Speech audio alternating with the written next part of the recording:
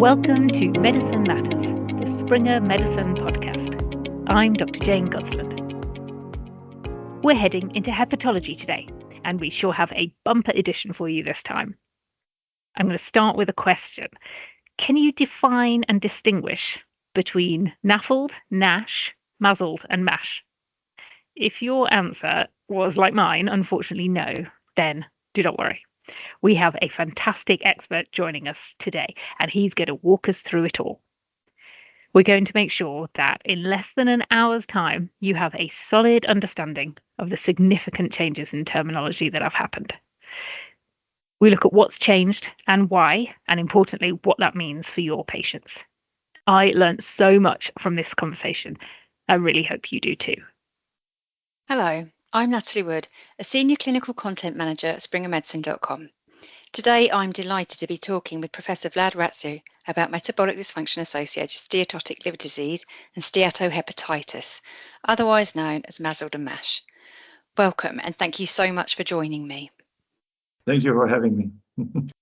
I know that many of our audience will be aware of your work, but I wondered if you could just start by telling us a little bit about how you came to be interested in MASLD and MASH and why addressing it is so important. Yeah, it's an interesting story that, at least on a personal level, that brings me back many years ago, at the end of the past century, actually, beginning of the years 2000, when we published our first paper in 2000. That was in gastroenterology, because we realized there are people who are overweight end up having liver injury, and sometimes fibrotic liver injury, and sometimes the very advanced stages of that, which is obviously cirrhosis. And we tried to first understand a little bit of the epidemiological determinants of that. And it was a time where the concept of NASH, although it has been described more than 10 years before that, actually 20 years before that, there were very few studies around that disease. And it increased in terms of recognition very slowly, starting around that date. And so there were very few of us that were really doing research around that time.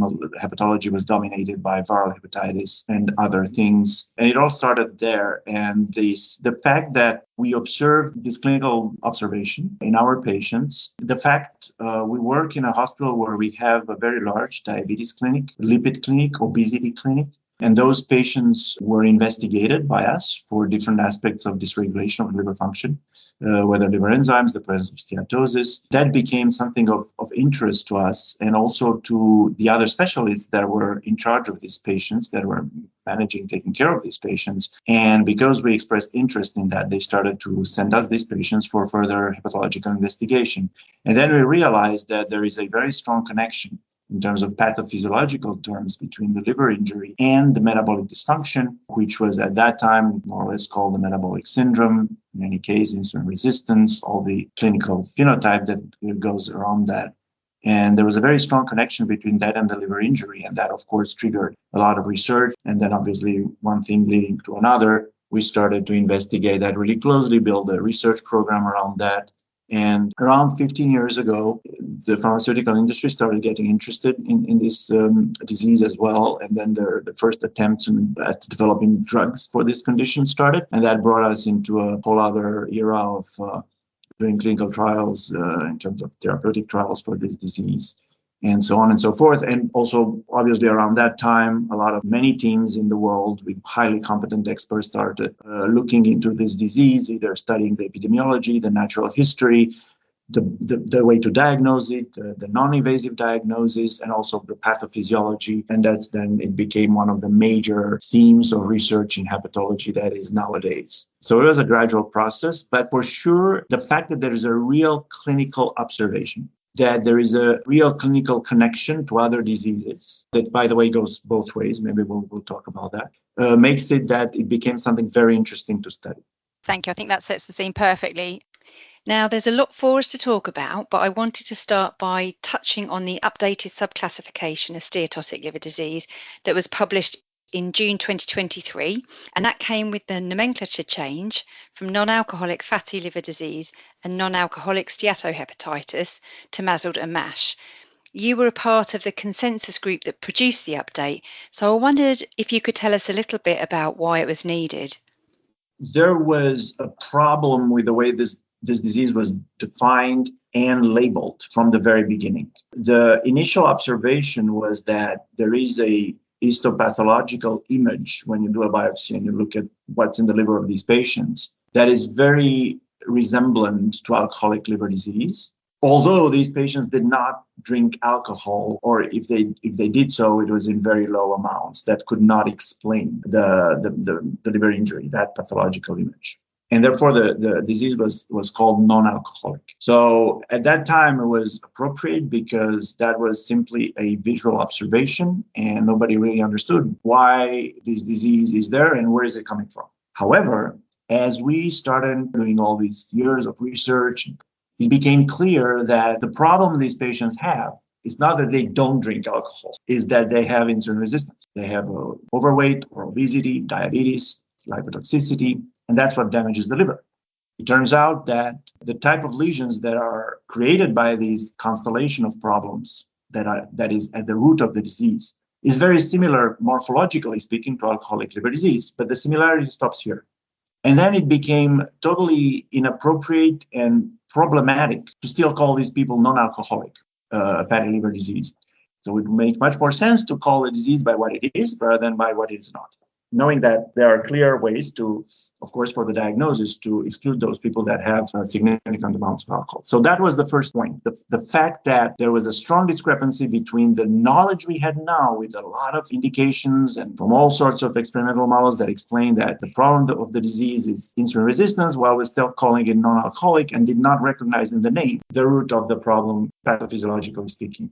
That, of course, created some misunderstanding with patients who always heard the alcoholic part, but not always the non-alcoholic part of the name.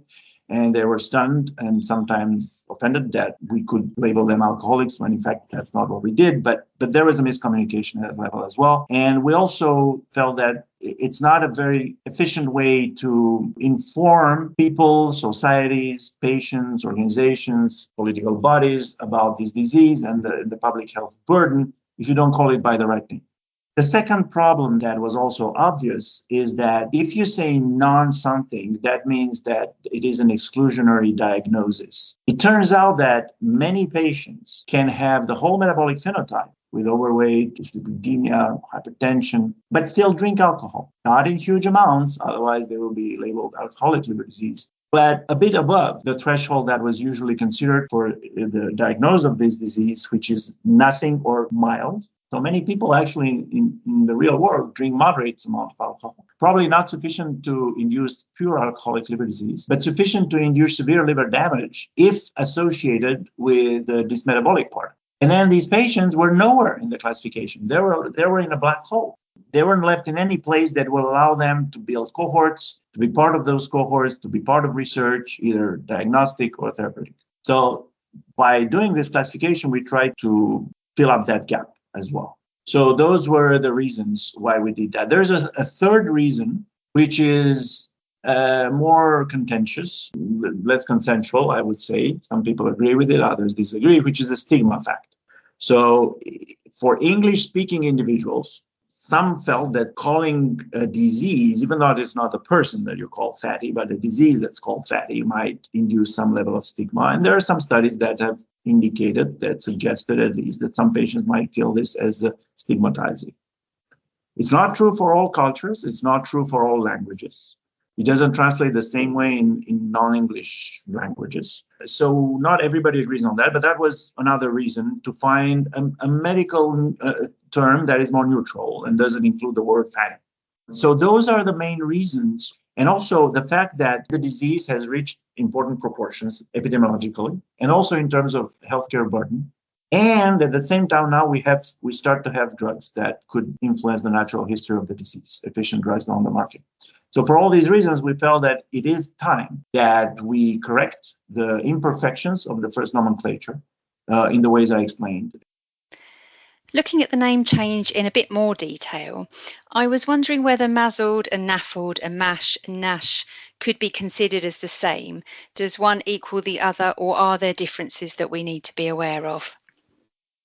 Yes, very important question. So the short answer is they're equivalent. Now, one of the things we were concerned about by setting up a new set of criteria for the disease is to do it in such a way that, first of all, it represents the clinical phenotype that we see in practice. So it reflects the underlying problem, which is metabolic dysfunction. That's why the metabolic risk factors were chosen at the basis of the definition. That's one thing. The second thing, and of course, when you do that, is you are facing two problems. First, you have to be sensitive enough and specific enough. And sometimes these two things need to be compromised, one versus the other.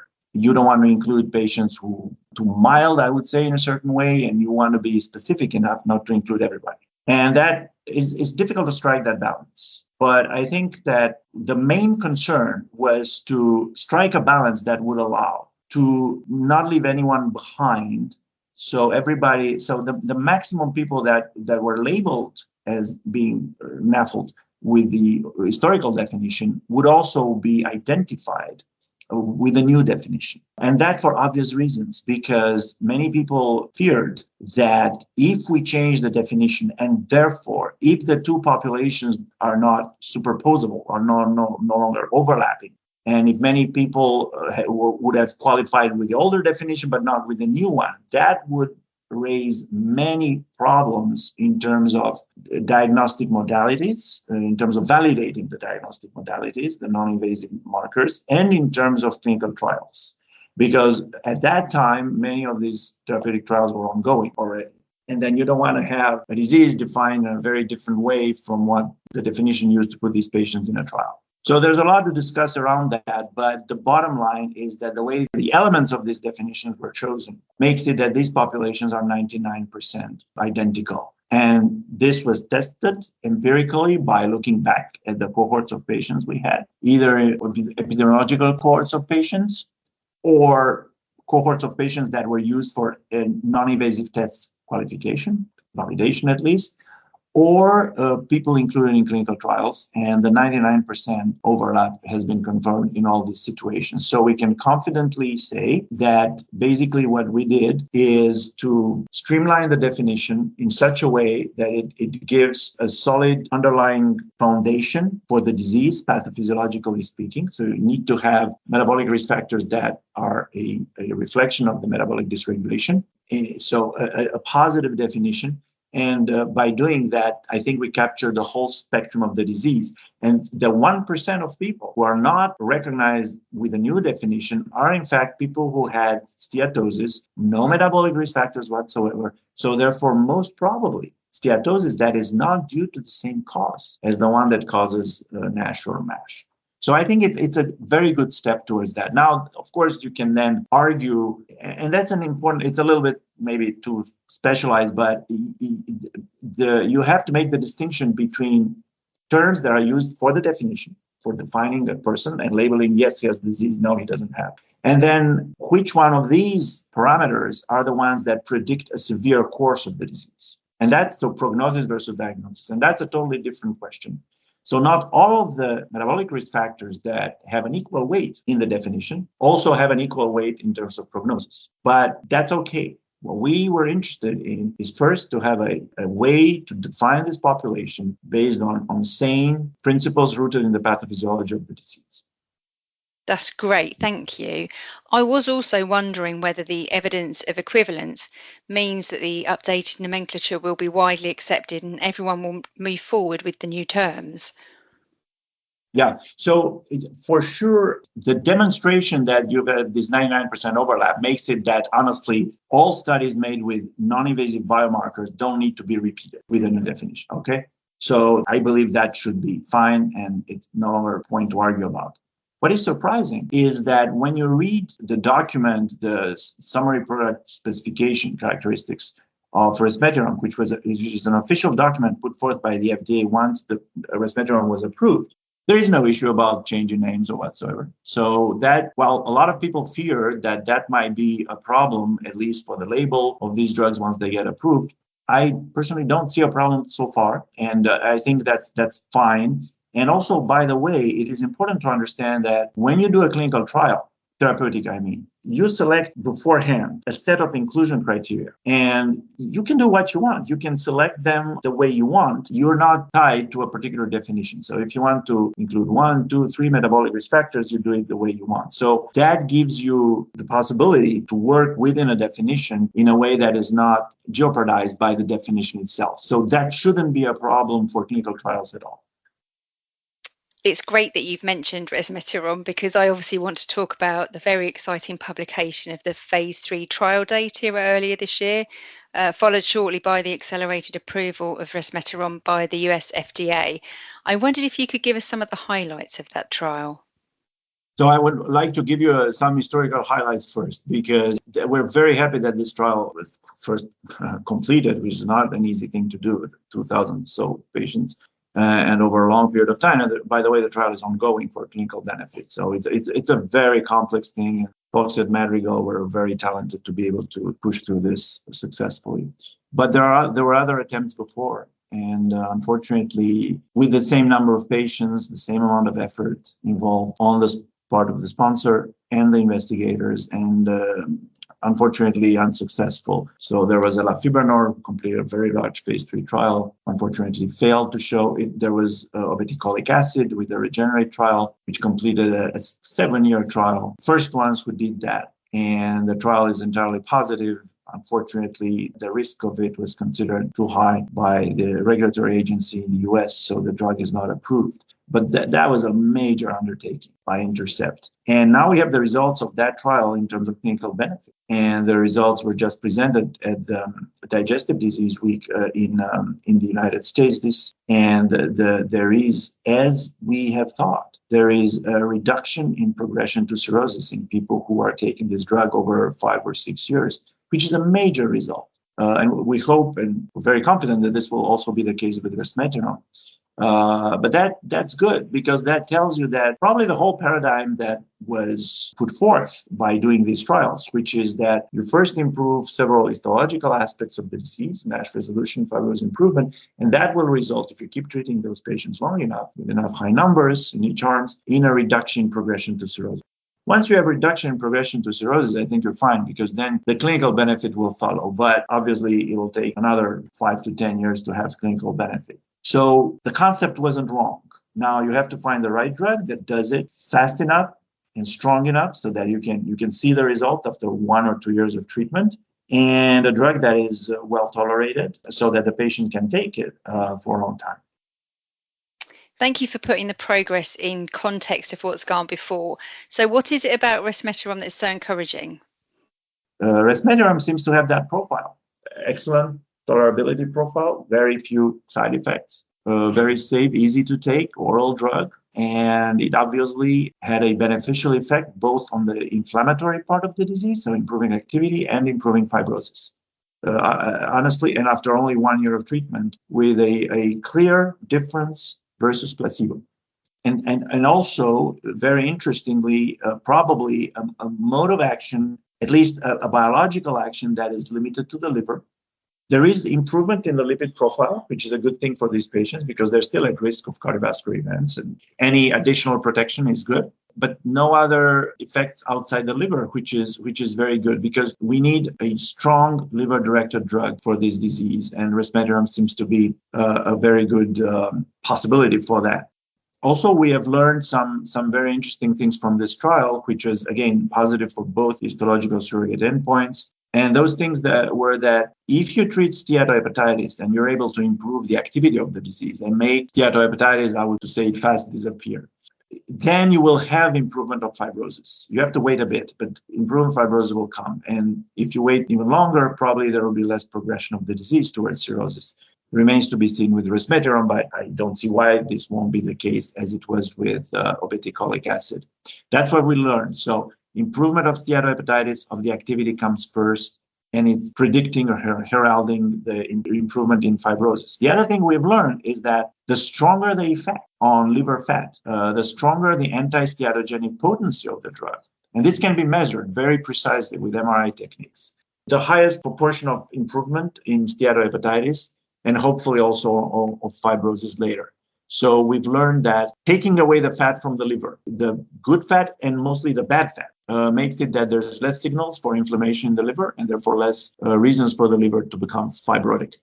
And those are very important things that needed to be validated through a trial in humans. And all this has been learned from this study. Have you learned anything else that's notable about resmetirom? Now, what is interesting, though, is that this drug clearly has beneficial effects for the liver, but it doesn't make you lose weight.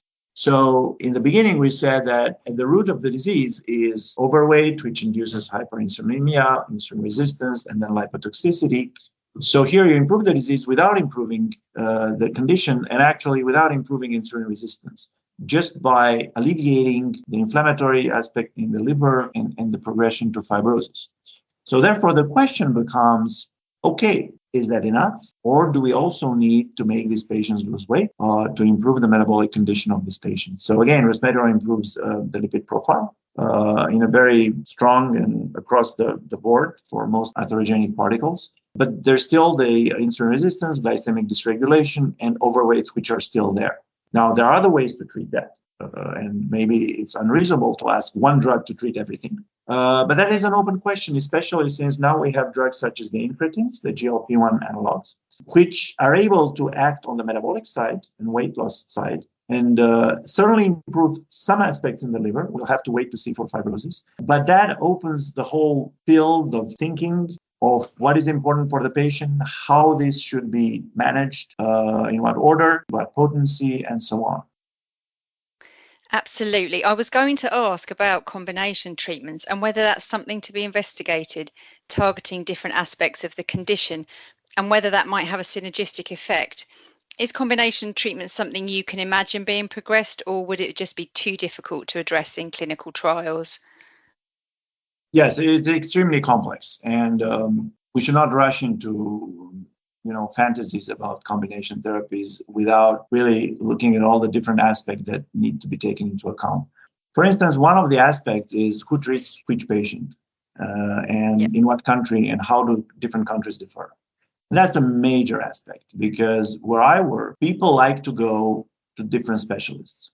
And if there's a heart problem, they're not going to come to me. If they have diabetes, they're not going to come to me. They're going to go to the cardiologist and then to the diabetologist. And if there's renal insufficiency, they also have a nephrological consult. And that's how things are organized here in terms of healthcare access. I can imagine that in other countries, things can be different. I can imagine that at different levels, for instance, primary versus tertiary care, things can also be grouped differently. But this needs to be taken into account. And, patient preferences needs to be taken into account too. If I were a patient with this type of comorbidities, for sure, I would like to have the best cardiologist, the best diabetologist, and the best hepatologist, but not just one of them to treat all the other diseases. I won't feel comfortable, maybe for good or bad reasons, but that's how it is. So you have to be very careful in addressing all these things. I know there's a lot of talk about holistic approaches. What needs to be done is that, for sure, is that one patient needs to be all these aspects being taken care of. That for sure. And here we are at a disadvantage because the liver part of the equation was almost always forgotten by our colleagues who considered until maybe 5-10 years ago that steatosis is a benign condition and you shouldn't worry. And then if you have steatosis, you have a little bit of increased aminotransferases, but that's not a big deal. So there's a lot of work in terms of increasing disease awareness, and that for sure is very important. But as long as each comorbidity is well taken care of, that is already the minimum that we need to do. Now, if you have a drug that treats everything, a poly pill that treats absolutely everything at the same time, great. The problem then becomes, from a scientific clinical research point of view, how to demonstrate that. And if you want to rigorously demonstrate that a combination is better than monotherapy, there are some regulatory issues you need to take into account in the way you conduct these trials. And those trials get awfully complicated if you really want to follow those strict guidelines that would allow you to say methodologically beyond reasonable doubt that a combination is worth it versus the monotherapy. And just to tell you about the difficulty of that, when you have standard of care, drug A, drug B, and you want to show that drug A plus B is better than everything else, you have to show that drug A plus B is better than placebo for sure. But you also have to show that A plus B is better than A alone or B alone, and actually much better to justify the additional cost or side effects. And that's not easy. That takes very large trials, long follow-up, big number of patients, and it's complicated. And then a way to diagnose and measure treatment effect that does not rely on liver biopsy, because it will be very impractical to do these very large trials with liver biopsy. But now what people can argue is that we already have combinations, because some of the drugs that are also candidates for treating NASH are already on the market. So if we have resmetirom, for instance, now we could very easily envision that some patients, whether on purpose by design, will be treated with both, or it so happens that someone's already on a GLP-1 and then you put him on resmetirom. So all of a sudden you have a combination. But that is not the same as clinically validating a combinatorial regimen. So therefore, you need to be very careful. See, there's different levels of thinking here.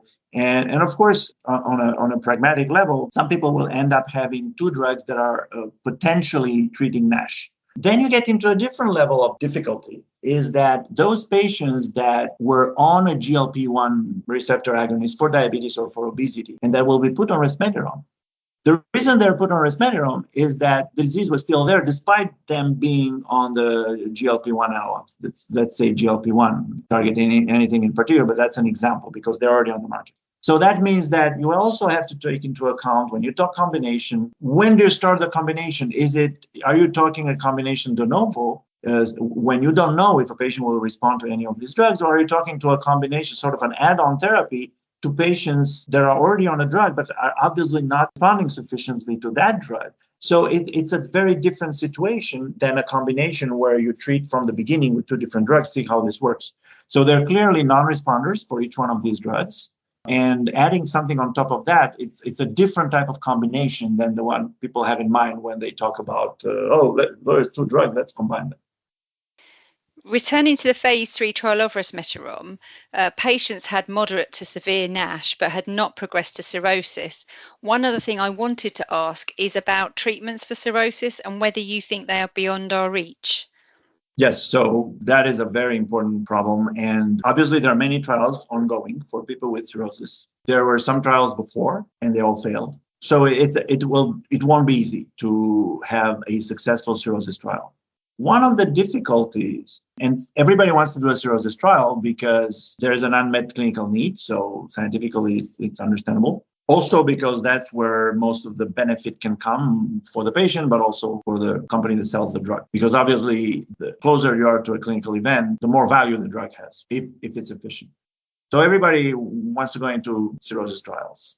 The problem with cirrhosis trials, to make it simple, is that you can look at two different things, and those two things are not quite compatible in the same population. You can look at reversal of fibrosis. So someone has cirrhosis, but you are able somehow, based on the antifibrotic effects we've seen with resmetirom, with OCA, with obeticholic acid, to reverse that fibrotic process, even though it is at the cirrhotic stage. Is there any benefit knowing that somehow cirrhosis is still there and you can't reverse all the features of cirrhosis? Maybe you do reverse fibrosis if you're successful, maybe some other features, but not all of them. So is that going to give you a clinical benefit? Very few data. There's some data that indicate that it might be the case. And if you think about it, that seems sort of natural and understandable. And then there's another thing you may want to do with cirrhosis population when you treat it with a drug is to treat them in such a way that they don't progress towards decompensation. Because the problem with, of course, when you die of cirrhosis, you can die of liver cancer, but you also mostly die of decompensation. So proving that a drug will reduce the incidence of decompensating events is probably the hardest part to prove. Why is it hard to prove? It's because this is still a disease that evolves very slowly, and those trials will need to be very long in terms of duration and also have to include a lot of patients. The difficulty here is that people that might be amenable to fibrosis regression and those in whom progression of the disease towards clinical events can be stopped, they're not the same. In order to have fibrosis regression, you would need to have very early cirrhosis. In order to be able to prove less clinical events, you need to study a population of cirrhotics at a very advanced stage. Otherwise, you'll have to wait 15 years in your trial, which is not possible. So therefore, the populations where you can see these effects are different. You would almost need to have two cirrhosis trials, one directed at fibrosis reversal, the other directed at inhibiting clinical progression of the disease. That makes it highly impractical. And that's one of the difficulties these trials face. Another difficulty is that as much as the disease process could be seen as linear activity in the early stages, the activity will build up fibrosis, that builds up fibrosis, and then you can try to reverse that. As much as that is true in the early stages of the disease, it is no longer true at the late stages of disease where people with cirrhosis, when they reach the decompensating state, when they start having the clinical complications, it's not necessarily only about fibrosis progression. It is about a lot of other things. You look at factors that precipitate hemodynamic changes, variceal hemorrhage, encephalopathy, infections, renal impairment, bacterial translocation. All these things have their own life in terms of pathophysiology, in terms of pathogenesis, once you reach the cirrhotic stage. So a drug that would be efficient for treating lipotoxicity, for instance, treating activity, inflammatory aspect of NASH, or the fibrotic progression of disease might not be sufficiently efficient to control for the hemodynamic response, to control for endothelial dysfunction, to control for bacterial translocation, to control for the gut-brain interactions that cause encephalopathy. And therefore, other modes of action might be necessary if you want to prevent the occurrence of those clinical complications. So can a drug, even though it's a good anti-MASH drug, a good antifibrotic, also achieve those particular objectives? That's a very big challenge to us from a single agent. So that's what makes these cirrhosis trials very difficult, but also, of course, that what would make the biggest reward in terms of impact for a patient. So when is the ideal time to start treatment? Is it as early as possible so people never progress to NASH and then on to cirrhosis? And if so, is there more that we need to be doing or could be doing to identify them? Just to pick up on this, yes and no. The best treatment is prevention. So you don't have the disease. You do healthy diet, physical exercise. That's the best treatment, prevention. The problem if you treat too early is that many patients will not progress or very slowly. And that is a big problem in terms of drug development because you need to see the results and you need to have a return on the investment soon, not 40 years later. So if you can't treat people too early because of the uncertainty about progression of the disease, the variability in the natural course of the disease in each individual, especially if you want to treat it too early with drugs that are very expensive and have some side effects, that won't work. So you can't treat them too early. You have to treat them once the fibrosis started being built in the liver. Not too late, because if you're at cirrhotic stage, unless you have a good cirrhotic drug, it won't work anymore. So yes, there is an interval there. Now, in order to have a good management of that, you will need, first of all, as you said, in your question, to identify the right moment where the disease is, the right stage of the disease. And then you would need to have tools to identify progression, because you see someone at an early stage, you say, well, it's too early to treat, but then I'm going to follow him and see if he progresses, then I'll start treatment. But how do you follow him? Do you have good ways to monitor progression? Are they sensitive enough? Are they specific enough? So that raises a lot of other problems. The consensus right now is that people who started having fibrosis in a moderate amount should be candidates for therapy. And then we'll see from going on from there what the benefit is and how strong the effect is. There are some drugs that suggest in much smaller phase 2 trials, unless you have a phase 3 trial, I can't say anything, but from phase 2 trials suggest that there's a very strong antifibrotic benefit. I'm referring, for instance, to FGF21 compounds. Then the terms of the equation might change as far as who we're going to treat at what stage of the disease. But that remains to be confirmed in larger phase 3 trials. It's been so interesting to talk to you today about everything. Just to finish up, I was wondering what things you think we should be looking out for in the next few years in terms of diagnosis, monitoring, or treatment. I think there's a lot of research being done in non-invasive tests to replace the liver biopsy, both for patient management every day in real world and for clinical trials. And that is actually a huge effort, because if you want those methods to be qualified by the regulatory agencies, and you need to do that if you only use them in clinical trials instead of doing the biopsies, it ultimately benefits patients. That's a very long process, regulatory qualification. So this can only be done through very large consortia. There was one in Europe called Litmus. There's another one that's active in the US called Nimble. We need to have a follow-up for these consortia so that these efforts can be continued towards successful and final qualification of these biomarkers. And then there's a lot of movement in that space. The other thing that needs to be done, obviously, is to raise awareness of the disease, as simply as putting into people's minds the fact that when you are a person with diabetes, you have to check for everything that's already in the textbooks, the eye, the kidney, neuropathy system, and everything else, glucose control, but you also have to check the liver. And that very simple message is still not in every textbook of diabetes. So we need people to be aware of that. And we need good circuits, good pathways from primary care to specialized centers in order to monitor these patients and diagnose first and monitor them. And then, of course, drug development. In order for drug development to be successful, you need two things. Well, three things, investors. You need the money. You need to be able to do these trials fast enough to not to have to rely on the liver biopsy for patient selection and for measuring treatment effect. And then you need patient participation. So therefore, I think there's a lot of education we need to do in the general public.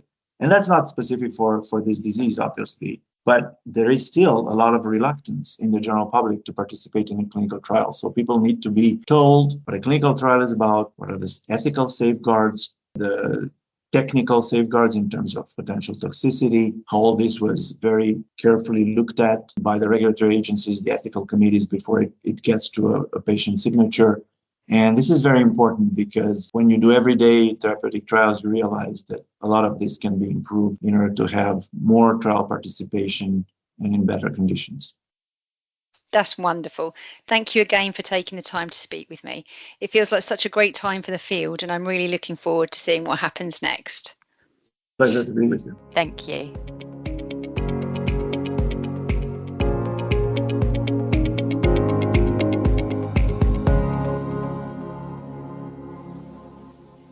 This podcast is intended for healthcare professionals for their ongoing medical education and entertainment.